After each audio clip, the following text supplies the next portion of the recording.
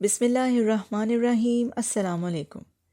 اشفاق احمد صاحب کہتے ہیں، میں بڑی درد مندی سے اور بڑے دکھ کے ساتھ کہتا ہوں کہ ہم نے اپنے ساتھ کیا کرنا شروع کر دیا ہے۔ ہم اپنے رشتوں کو پہچاننے کی کوشش نہیں کرتے۔ یہ بات ہمیں بڑے ہی خوفناک جہنم کی طرف لے جا رہی ہے۔ میرے گھر کے باہر لگا ہوا شہتوت کا درخت میرا دوست، میرا عزیز اور میرا رشتہ دار ہے، اور وہ فاختائیں جو ہماری منڈیر پر آتی ہیں، میں انہیں جانتا ہوں، وہ مجھے جانتی ہیں، لیکن میں انسانوں کو نہیں پہچانتا۔ میں ان سے دور ہو گیا ہوں، میں ان کے ساتھ ایک عجیب طرح کی نفرت میں مبتلا ہو گیا ہوں۔ بہار کے موسم میں جب بہار اپنے اختتام کو پہنچ رہی ہوتی ہے اور گرمیوں کا شروع ہوتا ہے، اس وقت ایک سہارا ساتھ ساتھ چلتا ہے۔ وہ برکھا رت کا سہارا ہوتا ہے، ساون کا سہارا ہوتا ہے کہ بارشیں آئیں گی، میںہ برسیں گے، اور پھر ہم جسمانی طور پر نہ صحیح، ذہنی طور پر پورے کے پورے برستی ہوئی بارش میں نہائیں گے اور پھر سے اپنے پیارے بچپن میں پہنچ جائیں گے۔ پچھلے دنوں تمام عالم میں واٹر ڈے منایا گیا۔ سنا ہے کہ دنیا سے پانی کم ہو رہا ہے۔ یہ بڑی خوفناک سی بات ہے، باوصف اس کے کہ ایک انسان کی خدمت کے لیے سارے پہاڑ بڑی بڑی کروڑوں ٹن کی پگڑیاں باندھے ہر روز صبح اٹھ کر سورج کی خوشامد کرتے ہیں کہ خدا کے واسطے 2-3 کرنیں ہماری طرف پھینکو، ہم نے انسانوں کو پانی بھیجنا ہے۔ ہمارے بابے اور بزرگ بتاتے ہیں کہ جتنی بھی بے جان چیزیں ہیں، یہ انسان کی خدمت کے لیے دیوانہ وار چل رہی ہیں۔ آدمی آدمی کی خدمت کرنے کے لیے تیار نہیں ہے، لیکن سورج بہت پریشان ہے۔ وہ کہتا ہے کہ میری ساری کرنیں لے لو، لیکن اے پہاڑوں، انسان کو کسی نہ کسی صورت پانی پہنچا دو۔ ایک ہمارا مزدور بابا ہے، وہ مجھے کہتا ہے کہ اشفاق صاحب، آپ کو پتہ نہیں ہے کہ صبح کے وقت سطح کے اوپر سوئی گیس ہوتی ہے۔ وہ نیچے کی سوئی گیس کو آواز دے کر کہتی ہے کہ جلدی کرو، اوپر کی طرف آؤ، لوگوں نے ناشتے بنانے ہیں، باہر نکلو اور انسانوں کی خدمت کرو۔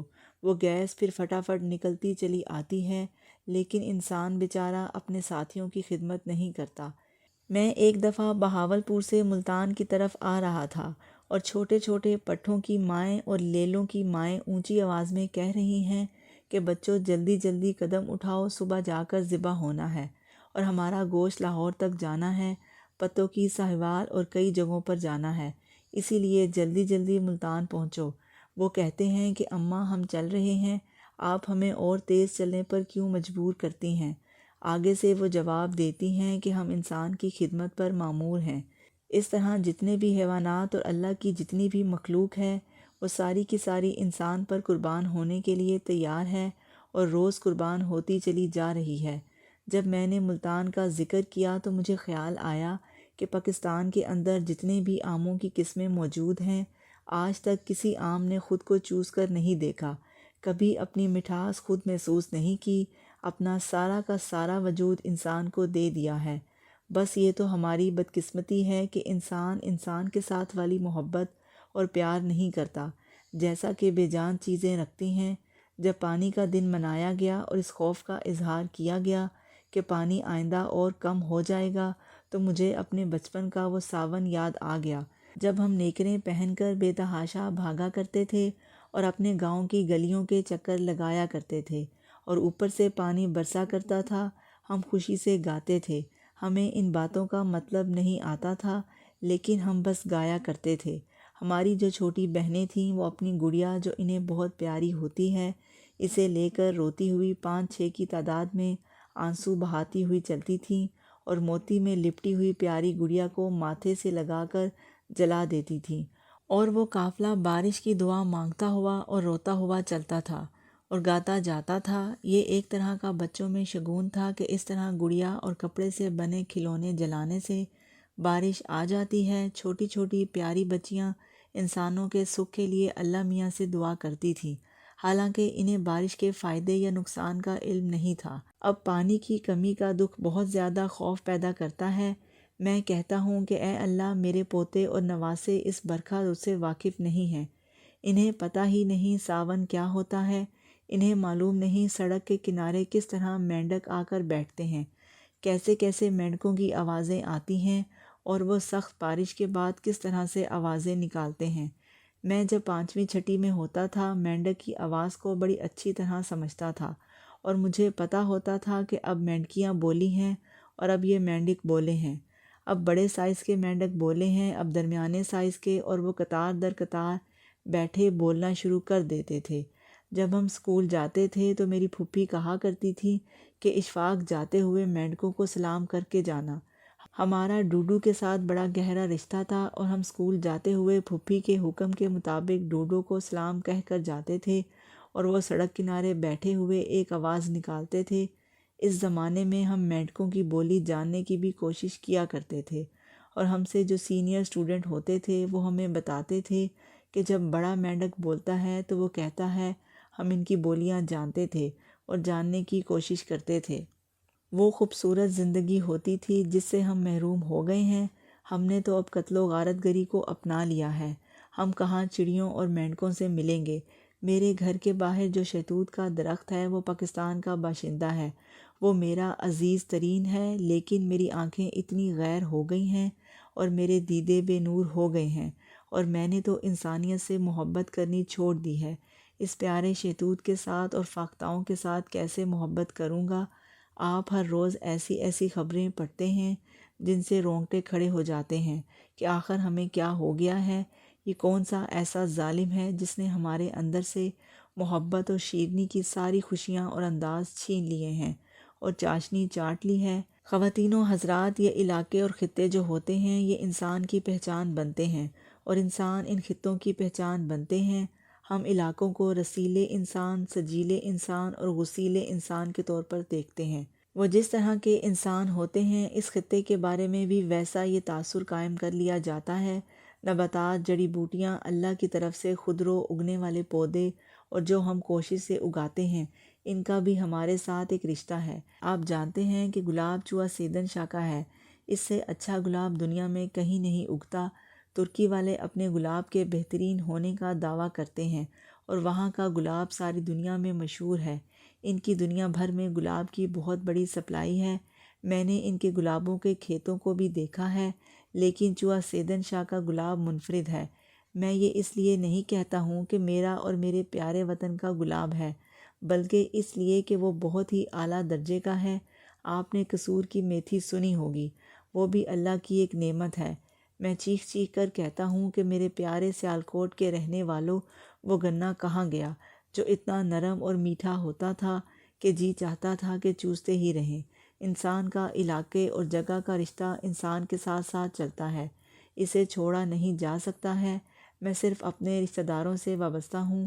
میرے اور کئی عزیز اور میرے بہت ہی قریبی عزیز ہیں۔ میرے صرف انسان ہی رشتہ دار نہیں ہیں، بلکہ وہ جانور اور پودے بھی میرے عزیز رشتہ دار ہیں۔ جب میں ایک پودا ذہن میں بوتا ہوں تو میں اس کے ساتھ اپنے آپ کو بھی بوتا ہوں۔ کبھی آپ غور کر کے دیکھ لیں کہ وہ پودا بونے کے بعد میرے اندر بھی اس کی نشوونما شروع ہو جاتی ہے۔ جب آپ کسی چڑی مار سے طوطا لے کے اڑاتے ہیں اور وہ ٹیں ٹیں کرتا گھر کو جاتا ہے تو آپ بھی گھر کو جاتے ہیں۔ جب طوطا گھر پہنچ جاتا ہے تو آپ کی روح اور وجود بھی سکون کے گھر میں پہنچ جاتی ہے۔ لیکن میں ایک نہایت دردناک انداز میں اور آنسو پی کر یہ بات کروں گا کہ ہم اس علاقے کے لوگ تو بڑی محبت کرنے والے لوگ تھے۔ سندھ اور 5 دریاؤں کے علاقے کے لوگ تو محبتیں بانٹنے والے لوگ ہیں۔ ہمیں کیا ہو گیا ہے؟ آج سے 20-25 برس پہلے جب ہمارے لسانی جھگڑے ہوئے تو یہاں کے جو پرانے اور بزرگ لوگ تھے وہ کہتے تھے کہ سندھ میں ایسا نہیں ہو سکتا، وہ تو سائیں لوگ ہیں، پیارے لوگ ہیں، وہ کیسے جھگڑ سکتے ہیں۔ ہم ان لوگوں کو بہت سمجھاتے تھے، لیکن وہ کہتے تھے کہ نہیں، لسانی جھگڑے نہیں ہیں، ہم سے کوئی اور غلطی ہو گئی ہے، یہ غلطی کسی اور بندے کی ہے۔ وہاں تو درگاہوں پر گانے والے لوگ ہیں جو سلام کرنا اور رکوع میں جانا جانتے ہیں، وہ کبھی ظلم نہیں کر سکتے۔ مجھے اس بات کا دکھ ہوتا ہے، خدا کے واسطے اس بات کو شدت سے محسوس کریں، گھروں سے نکل کر ہم نے زندہ رہنا کیوں چھوڑ دیا ہے؟ ہم خوفزدہ قوم بن کر رہ گئے ہیں، ہر وقت ڈر کے ساتھ وابستہ ہیں اور ٹوٹتے ہی چلے جا رہے ہیں، ایک دوسرے سے روٹھتے ہی چلے جا رہے ہیں۔ میری آپا زبیدہ جو جہلم میں رہتی تھیں، وہ بچوں کو تعلیم دیتی تھیں، بہت معروف ہستی تھیں۔ ان کے ملنے والی ایک خاتون تھی، یہ کوئی 10-12 برس پہلے کی بات ہے۔ میں وہاں جہلم گیا تو وہ دونوں سہیلیاں وہاں گھروں پر تھیں۔ وہاں آپا زبیدہ کی ملازمہ بی بی سگرا تھی۔ میں نے ان سے کہا کہ آپ دونوں کے گھر پر اللہ کا بڑا فضل ہے اور یہ بی بی سغرا باوصف اس کے کہ کوئی علم نہیں رکھتی اور پڑھی لکھی نہیں ہے، لیکن اس کا درجہ بہت بلند ہے۔ بڑی آپا کہنے لگی کہ ہاں، اللہ رحیم و کریم ہے، وہ فضل کرنے والا ہے، اللہ رحمان ہے، وہ جو چاہے کر سکتا ہے۔ وہ کہنے لگی کہ میں اپنے بارے میں تو کچھ کہہ سکتی ہوں، سغرا کے بارے میں کچھ نہیں کہہ سکتی کہ یہ بہشت میں جائے گی یا نہیں۔ اشفاق احمد صاحب کہتے ہیں کہ یہ پہلا موقع تھا کہ جب میں نے ان میں ایک شگاف اور خلیج محسوس کی، گو انسان کے اندر اس قدر قریب رہتے ہوئے بھی اس قدر شگاف پیدا ہو سکتا ہے، لیکن کبھی اللہ ہم کو استطاعت دے اور سوچنے سمجھنے کی صلاحیت دے اور ہم اپنے بہت قریب دیکھ سکیں۔ آپ کو یہ بات سن کر بہت عجیب لگے گی کہ بہت سے ندی نالے اور پلی بھی ہمارے رشتہ دار ہیں۔ جب کبھی آپ ٹرین سے جاتے ہوئے خالی پل یا نالے پر سے گزرتے ہیں تو اس کی جو ساؤنڈ آپ کو محسوس ہوتی ہے وہ بڑی معنی اور مطالب لے کر آتی ہے، اور وہ آپ سے بات کرتی ہے۔ اس کی وہ آواز صرف آپ ہی کے لیے ہوتی ہے۔ کبھی آپ آدھی رات کو اونچی آواز دے کر دیکھیں کسی سنسان جگہ پر، تو اس کی صدائے باز گشت آپ تک پھر لوٹ کر آئے، تو پھر آپ کو پتہ چلتا ہے کہ اندھیری رات کی آواز کیا ہوتی ہے اور دن کے وقت وہ آواز کیا ہوتی ہے۔ یہ گانے والے راگ کو سمجھنے والے جانتے ہیں کہ ٹکراتی ہوئی آواز اور ڈائریکٹ آواز میں کتنا فرق ہوتا ہے۔ میرے منہ سے آنے والی اور لوٹ کر آنے والی آواز بھی میری ہے، اور ہم ایک رشتے میں بھی بندھے ہوئے ہیں۔ خدا کے واسطے سمجھنے کی کوشش کریں کہ ہم نے اپنے ساتھ یہ کیا کرنا شروع کر دیا ہے اور کیوں کرنا شروع کر دیا ہے، اس کے پیچھے کون آدمی ہے۔ آپ اپنے رشتوں کو پہچاننے کی کوشش کریں، اور انسانوں کے ساتھ یہ ایک عجیب طرح کی نفرت کا رجحان ہے۔ ہم اس مرض میں مبتلا کیوں ہو گئے ہیں؟ پچھلے دنوں ملتان کے ایک بینک میں ایک اکاؤنٹ میں دردانہ عزیز احمد کے نام کا چیک آیا۔ بینک والوں نے اس چیک کو پاس کر دیا۔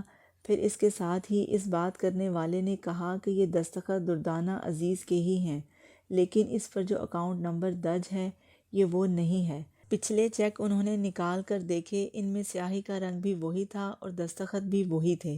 اب تحقیق شروع ہو گئی، یہ کیسے ممکن ہے؟ بعد میں پتہ چلا کہ کہیں گڑبڑ نہیں، مسئلہ صرف یہ ہے کہ اس بینک میں 2 دردانہ عزیز ہیں۔ اب جو چیک آیا ہے یہ اس کا نہیں ہے جس کا خیال کیا جا رہا تھا۔ بینک مینیجر نے مزید تصدیق کے لیے اور آئندہ کوئی غلطی کا احتمال نہ رہ جانے کی وجہ سے دونوں کو بینک بلایا۔ وہ دونوں بینک آئیں۔ مینیجر نے مجھے بتایا کہ جب وہ دونوں بینک میں داخل ہوئیں تو ہم یہ دیکھ کر حیران رہ گئے کہ ان دونوں کا قد ایک جیسا تھا اور دونوں نے تقریباً ایک جیسے کپڑے پہن رکھے تھے۔ ایک ذرا سی گوری تھی اور دوسری کا رنگ ذرا گندمی تھا۔ ان کے دستخط بالکل ایک دوسرے کے ساتھ ملتے تھے، اور جو نیلے رنگ کی سیاہی ایک استعمال کرتی تھی دوسری بھی وہی رنگ استعمال کرتی تھی۔ ان کی کاریں بھی ایک ہی ماڈل، ایک ہی کمپنی اور ایک ڈیزائن کی تھیں، بس ان کاروں کے نمبر میں فرق تھا۔ وہ دونوں بھی ایک دوسرے سے مل کر بہت خوش ہوئیں اور آپس میں سہیلیاں بن گئیں۔ دونوں کے خامدوں کا نام بھی عزیز احمد تھا۔ دونوں کے شوہر چشتیہ سلسلے سے تعلق رکھتے تھے۔ اللہ فرماتا ہے کہ اے لوگو، ایک دوسرے کے قریب آ جاؤ اور ایک دوسرے کو اپنے رشتہ دار جانو۔ خواتین و حضرات، کسی نہ کسی حوالے سے اور کسی نہ کسی طریقے سے ہم ایک دوسرے کے ساتھ رشتہ دار تو ہیں۔ ہم جتنی بھی بھاگنے کی کوشش کریں، ہم نے آخر کار تو بابا آدم تک ہی جانا ہے۔ ہمارا حساب ڈارون کے حساب کی طرح نہیں ہے، بلکہ ہمیں لوٹ کر وہیں جانا پڑتا ہے جہاں سے چلے تھے۔ ہم اب اسی برکھا رت کی دعا کرتے ہیں اور اللہ سے فریاد کرتے ہیں کہ اے اللہ، ہمارے لیے ویسی ہی بارشیں بھیج جیسی بارشوں میں ہم گلی محلے اور کھیتوں میں بھاگا کرتے تھے۔ وہ ساون بھیج جس ساون میں ہم پورے پکایا کرتے تھے۔